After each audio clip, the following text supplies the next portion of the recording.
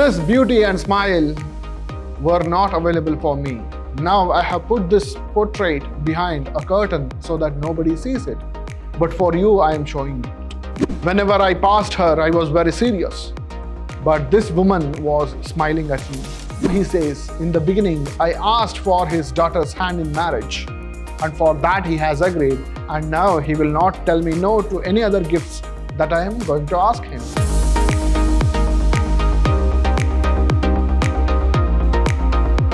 Hello students, I am Anil, Assistant Professor of English, Vidhyaashram, First Grade College, the Temple of Excellence, MYSURU.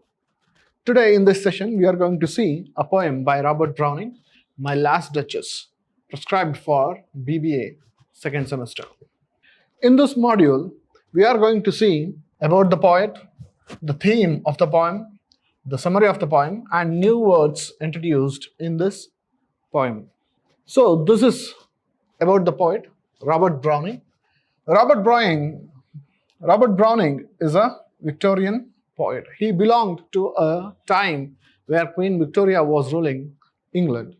And he is a poet and a playwright. He wrote plays as well along with the poetry. He is most famous for his dramatic monologues. What is dramatic monologue? Dialogue is the conversation between the two where both of them speak. Mono means one, log means speech. So here, this man is known for creating wonderful pieces of art, wonderful pieces of poetry with dramatic monologue. And this poem, My Last Duchess, is one such example for his creativity.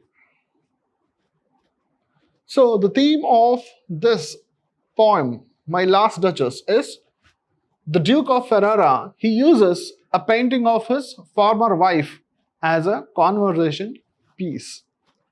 So this poem has a history. There is a story which is connected with this, My Last Duchess. The Duke of Ferrara is Alfonso II of Ferrara, where his wife mysteriously disappears. And she is a beautiful woman. Using this incident, Robert Browning writes a poem by the title, My Last Duchess. Coming to the summary of this, the poem starts like this. That's my last duchess painted on the wall, looking as if she were alive. I call that piece a wonder. Now, Frau Pandolf's hands worked busily a day, and there she stands. Will it please you to sit and look at her? I said, Frau Pandolf by design, for never read strangers like you that pictured countenance, the depth and passion of its earnest glance. So here, a guest has come from the region where the Duke of Ferrara is getting a bride from. So here, he is introducing this painting to that guest. So he says, that's my last duchess painted on the wall as if she is looking alive. And who painted it? It is Frau Pandolf. His hands worked busily a day, and then there is this masterpiece. So now he asks the guest, will it please you to sit and look at the countenance, all the emotions captured in the photograph? Will it please you to look at this? The depth and passion of its earnest glance.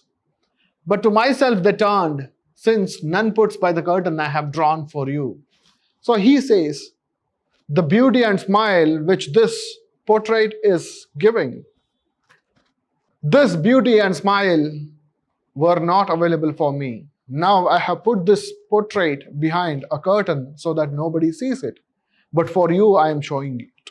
And seemed as they would ask me, if they trust, how such a glance came there. So not the first you are to ask thus. So he says, everybody who looked at this picture, they asked somehow, how could such a beautiful smile, how could such an emotion come in this picture? So for that he says, sir, it was not her husband's presence only called that spot of joy into the duchess' cheeks. So actually he is implying that it is not his presence only, but some other men's presence also. So here he starts telling that her character was such that she was getting that kind of smile when men are present around her. Perhaps Frau Pandolf chanced to say, her mantle laps over my lady's breast too much, or paint must never hope to reproduce the faint half flush that dies along her throat. So she used to blush whenever people commented on her. And at that time, when this portrait was being painted, the painter was commenting on her. She was feeling happy for those comments. So those comments are these: her mantle laps over my lady's breast too much, and the paint could not produce the color of her body. So whenever this was said, she used to feel very happy.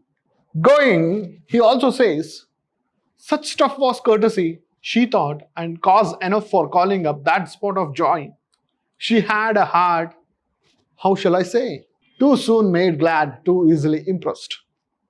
This man says she had a beautiful heart, but this heart was easily impressed by every man. And how could this man tolerate this kind of woman? So he says she liked whatever she looked, and her looks went everywhere. The king is not happy. He says she liked everything she looked at. She was impressed by everything. So she was easily impressed. My favor at her breast. The king had given a brooch to wear at her breast. The droppings of the daylight in the west. She was happy for the evening sun. She was happy for my gift. The bough of cherries some officious fool broke in the orchard for her. She was happy for this fool who brought 2 cherries from the orchard, the gift which can't be compared in value. And she also liked to ride on white mule on the terrace. In order to spend time, she had a mule on the terrace. She liked that to show. So she liked everything. Therefore, she was very happy. And all and each would draw from her alike the approving speech. Why was this man very harsh on this woman? Because this man considers she was treating everyone or every gift equally. So this could not be tolerated by this man who was a king. So approving speech or blush at least, she thanked men. Good, but thanked somehow, I know not how, as if she ranked my gift of a 900-year-old name with anybody's gift. So she is thanking every man. She is expressing her happiness by comparing his family's 900-year-old name to that of those common things. He considers his family was great. It was ruling Ferrara for many years, 900 years. And she is equating the name of my family to all these simple things. Who would stoop to blame this sort of trifling? Now the king says, who would stoop, who would bend to convince her that she is doing something wrong? He says, even had you skill in speech, which I have not, to make your will quite clear to such an one, and say just this or that in you disgusts me, here you miss or there exceed the mark. And if she let herself be lessened, so nor plainly set her wits to yours, forsooth, and made excuse. This man says, even if you had the skill to convince her through your words, that itself is like bending to her wishes. She wants you to bend to her level and make you understand the thought. Even then would be some stooping. So even then, when you think of convincing her about your emotions or thoughts, it is like bending to her. Never stoop, and I chose never to stoop. I chose never to bend to her wishes. I did not want to talk these matters with her. I wanted her to understand the situation. Oh, sir, she smiled, no doubt, whenever I passed her, but who passed without much the same smile? Whenever I passed her, I was very serious, but this woman was smiling at me. Who would consider this behavior of hers as queen? So this man tells, I was very serious, but this woman was smiling whenever I passed her, but I was very serious and I did not laugh. This grave I gave commands. So this smiling went on whenever I just passed in front of her. I wanted her to understand the seriousness, but she never understood. She used to just smile, and this smile grew. Now I could not tolerate. I gave commands. Then all smiles stopped together. When I gave commands, all smiles stopped together. Here, the poet is telling that the man gave commands, orders to execute her, where her smiles stopped forever. There she stands as if alive. Will it please you rise?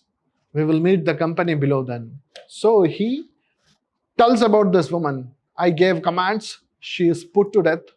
Now all her smiles stopped. Now look at the portrait. She is looking as if she is alive. Then he asks the guest to stand up. We will go down. We will meet the company which you have brought. I repeat, the count your master's known munificence is ample warrant that no just pretense of mine for dowry will be disallowed. So he tells the guest that I know your master's generosity, where he has considered all. Now, I know your master's, now, I know. He says, I know your master's generosity. He is good for giving gifts, and he will say no to anything that I ask for in terms of dowry. So, though his fair daughter's self, as I avowed at starting, is my object. Now he says, in the beginning, I asked for his daughter's hand in marriage, and for that he has agreed, and now he will not tell me no to any other gifts that I am going to ask him. He is known for his generosity. So he is praising the other man. Together we go down, sir. Now we will go together down, sir. Notice Neptune, though taming a seahorse, thought a rarity, which class of Inbergs cast in bronze for me. Now, while going down from the first floor or from his palace, he shows him one statue which was made out of bronze. In this bronze statue, God Neptune is trying to control the seahorse, which indicates the power of the god who is a male, and he compares that queen to be the seahorse, where there is indirect reference that he wants to control women. He was not a good man with women. He wanted them to follow all his orders and be like slaves and understand the family name's reputation. So through this poem, Robert Browning has dug deep into the emotions of a feudal king. And also he has written this poem to express the feeling of this man, where he is very much happy about his state of mind. And he is also very proud of his family name. So this is the summary of My Last Duchess, a portrait on the wall about which the speaker speaks about his relationship with the queen, how she was put to death, what caused her putting into death, then what is he going to do in future? That is, he is going to get married to a new bride. If you consider this, when he was telling all these to the guest who has come, he is indirectly giving a warning to the future bride, a masked threat to the future bride's behavior, how she should behave in his place. So new words in this poem are munificence, that means extremely generous, Forsooth means indeed. Trifling means trivial, which is not so important. Then countenance, the expressions on the face, how it was painted. Then drust means date, till date. Many people have asked the same question. That is the word which was there. With this, we come to the end of the poem. I hope you have understood what Robert Browning has tried to bring in to his poetry. He has tried to express the view of a feudal king about women. How a queen should be. The king is so harsh in his treatment. He would have talked the matter over with the queen, but he did not choose that path. He says, even if I chose to talk to her, it is like bending to her wishes. And I chose not to stoop. So you have to remember all these quotations when you want to write it in the examination. So summarize the poem. If you have a question to summarize the poetry, give the summary of the poem first, and then write your opinion in the end in a paragraph, 5 to 6 lines. Write what did you think about the poem. This would make a difference from the other students. So this would also bring you extra marks in your examinations. Keeping all these things in mind, we will meet in the next session with a new poem. I wish you all the best. See you all in the next session. Thank you.